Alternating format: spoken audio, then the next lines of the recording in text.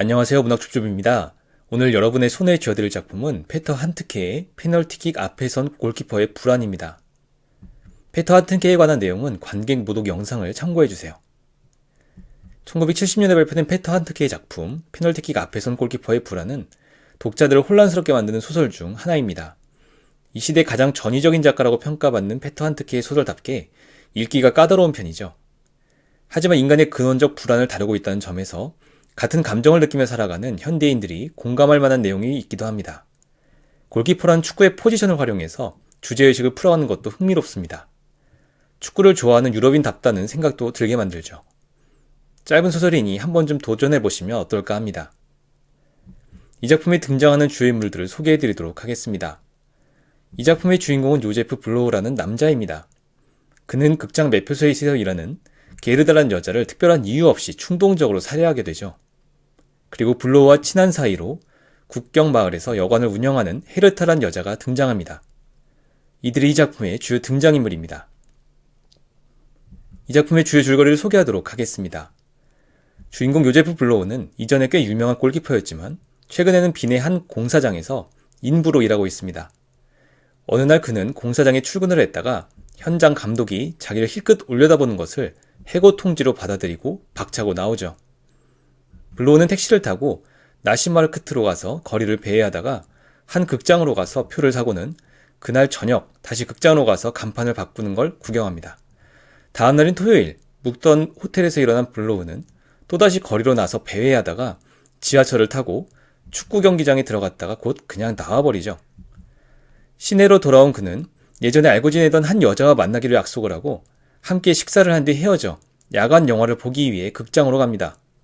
그곳에서 블로우는 매표소 여직원이 남자친구와 함께 차를 타고 가는 것을 보는데 그녀가 자신을 아는 체를 했다고 여기죠. 일요일인 다음날 거리로 나온 그는 이혼한 전처에게 전화를 걸지만 그들의 대화는 원활하게 이루어지지 않았고 답답해하다가 전화를 끊습니다. 블로우는 다시 극장으로 가 영화를 보고 나와서 매표소 여직원을 기다리고 버스를 타는 그녀를 따라 버스에 오르죠. 그녀가 버스에서 내리자 블로우도 따라 내리고 그는 그녀를 따라잡아 아는 체를 하는데 두 사람은 자연스럽게 그녀의 집으로 가 하룻밤을 보냅니다. 다음날 아침 블로우와 이름이 게르다로 밝혀진 매표소 여직원은 이런저런 대화를 하지만 원활한 대화가 되진 않습니다. 그러다가 게르다가 오늘은 일하러 가지 않냐고 묻는데 갑자기 블로우는 충동적으로 그녀의 목을 졸라 살해하고 나와버리죠. 그는 호텔에서 짐을 찾아서는 시외버스를 타고 옛 지인 헤르타가 여관을 운영하고 있는 국경의 한 마을로 향합니다.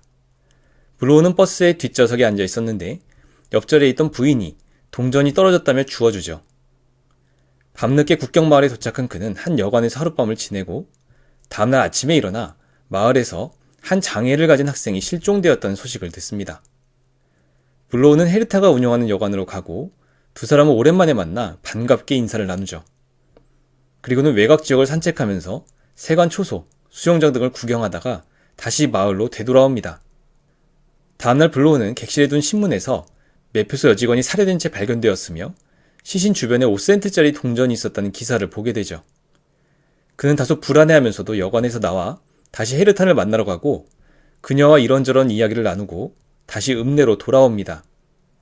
다음날이 되고 며칠째 경찰들은 실종된 장애 학생을 수색하지만 찾지 못하고 있었고 결국 당국은 인근 학교에 휴교령을 내리죠.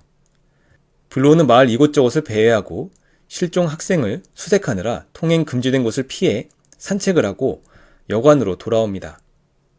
그 다음날 블로우는 신문 기사를 통해 게르다 살인사건의 수사가 진척되고 있으며 범인의 흔적을 추적하고 있다는 것을 알게 되죠. 그는 아직 자신에게 시간이 주어졌다고 생각하며 자신이 오랫동안 무직 상태에 있었다는 사실을 새삼스럽게 느낍니다. 블로우는 밖으로 나와 성당을 구경하기도 하고 소시지빵을 먹으며 한 집시가 두 명의 순경에 끌려가는 장면을 목격하죠. 그는 영화를 보고 나서 술집에 들어가 술을 마시다가 한 남자와 시비가 붙어 주먹 다짐을 벌이고는 돌아와 술집 여주인과 대화를 나눕니다. 그때 비가 쏟아지고 블로우는 우산이 없다는 세관원과 함께 마을로 들어가는데 술 한잔하자는 세관원의 제안을 거절하죠. 다음날 아침에 블로우는 게르다 살인사건의 유력 용의자를 목격했다는 기사를 읽는데 그가 타고 온 버스에서 만난 동전을 주워준 부인의 목격담이었죠. 그녀가 블로우에게 주워준 동전이 알고 보니 게르다 시신 근처에서 발견된 동전과 유사한 것이었고 수사망이 점점 좁혀오고 있었던 것이었습니다. 그날 오후에 블로우는 축구 경기가 벌어지는 운동장으로 향하고 거기서 한 남자와 만나 골키퍼와 페널티킥에 대한 이야기를 나누죠. 이제 이 작품의 감상평을 공유하도록 하겠습니다. 먼저 이 작품을 지배하는 주된 정서는 바로 불안이라는 겁니다. 이 시대의 가장 전위적인 작가 중 하나로 평가받는 페터 한트케의 작품인 만큼 이 소설은 분명 읽기 쉬운 작품은 아닙니다. 짧은 분량임에도 불구하고 이렇다 할 줄거리가 명확하게 잡히지 않고 주제의식도 확연하게 드러나지 않기 때문이죠. 때문에 이 소설을 읽으면서 아마도 많은 독자들이 당황했을 것이라는 생각이 드는데 이 소설을 이해하기 위해서는 주된 정서를 알고 읽어야 한다고 생각합니다. 제목에서부터 명백히 나타나듯이 이 소설을 지배하는 주된 정서는 바로 불안이라고 할 수 있죠. 주인공인 요제프 블로우의 행적은 우왕좌왕 갈팡질팡하고 그의 생각도 이리 튀었다가 저리 튀었다가 하는 모습을 보입니다. 일반적인 상황을 생각하면 절대로 이해하기 쉽지 않은 그의 생각과 행적이지만 그가 극도의 불안감에 사로잡혀 있다고 전제하면 조금 이해하기 쉽죠. 그가 어느 정도로 불안한 상태에 놓여 있었는가 하면 단순히 눈을 흘렸다는 이유로 그것을 해고 통보로 받아들일 정도입니다. 일꾼들이 모여있는 대기실에 문을 열고 들어갔을 때 마침 오전 새참을 먹고 있던 현장 감독이 그를 힐끗 올려다보는 순간 그는 그것을 해고 표시로 이해하고 공사장을 떠났다. 우리 자신도 불안감에 빠져 있을 때 좌불안석이 되고 아무런 목적 없이 거리를 방황하거나 이유 없이 어딘가로 떠나기도 하는 충동적인 모습을 보이죠. 그리고 불안한 상태에 놓여 있을 때 우리의 생각도 앞뒤 맥락 없이 좌충우돌하게 되는데 블로우는 이런 모습을 잘 보여주고 있는 겁니다. 따라서 이 작품을 읽을 때는 서사를 파악하려고 애쓰기보다는 블로우의 불안 상태를 감안하고 그가 상당히 방황하고 있다는 정도로 이해하면 되지 않을까 합니다. 다음으로 마지막 장면에서 골키퍼의 의미를 생각해 볼 필요가 있을 것 같습니다. 사람은 누구나 자신의 경험에 근거해 인생을 이해하고 해석하려는 경향을 보입니다. 주인공인 요세프 블로우는 나름 꽤 유명한 골키퍼 출신이기 때문에 인생을 골키퍼의 관점에서 해석하는 모습을 보여주고 있죠. 이런 관점이 가장 잘 드러나는 부분이 바로 마지막 장면에서 축구 경기를 구경하며 옆에 있는 남자와 대화하는 장면입니다. 일반적으로 관중은 축구 경기를 볼 때 공의 위치에 주목하기 때문에 대개는 골키퍼를 주위에서 보진 않습니다. 그렇기 때문에 골키퍼는 공격수에 비해서 다소 수동적인 포지션이라고 생각하기 쉽지만 블로우는 그렇지 않다고 항변합니다. 그는 사람들이 공 대신 양손 허벅지에 대고 앞으로 달려나갔다가 뒤로 뛰어들어왔다가 왼쪽으로 오른쪽으로 몸을 움직이면서 자기 편 수비수들에게 고함을 지르는 골키퍼를 쳐다보아야 한다고 했다.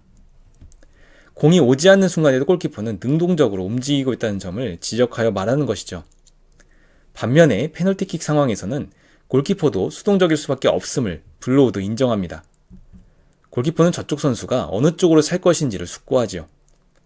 상대 선수가 공의 방향을 결정하고 골키퍼는 거기에 맞춰서 막아야 하기 때문에 절대적으로 수동적이고 불리할 수밖에 없다는 것이죠. 이를 삶에 비유하자면 사람들은 평상시에는 자신의 삶을 능동적으로 살아가고 있다고 여기고 있지만 페널티킥 같은 위기 상황에는 절대적으로 수동적일 수밖에 없다는 것으로 해석할 수 있습니다. 게르다 살인으로 인해 수사망이 좁혀오는 위기 상황에서 블로우는 자신이 페널티킥을 막아야 하는 것 같이 불리한 상태라는 것을 자각하고 있는 겁니다. 골키퍼에게는 한 줄기 지푸라기로 문을 막으려는 것과 똑같아요. 골키퍼를 통해서 인생을 해설하는 이 작품의 마지막 장면이 상당히 인상 깊습니다. 마지막으로 이 작품에서 역시 페터 한트케의 전위적 특성이 잘 드러나고 있다는 겁니다. 주인공인 요제프 블로우는 국경 마을에 은신하고 있으면서 어느 날 갑자기 평범한 문장과 표현에 꽂혀서 이리저리 바꿔보죠. 우편배달부가 우체국 여직원을 우체국 여직원과 우편배달부로 바꾸는 등 단어의 순서를 다양하게 조합해보는 것이죠. 작가는 이를 화창한 낮에 혐오스러운 언어 유입병이 그를 엄습했다라고 표현합니다. 이 장면을 그냥 지나쳐서는 안 되는 것이 언어란 우리가 의식하진 않지만 엄연히 엄격한 규칙과 용법을 가지고 있는 사회적 약속입니다.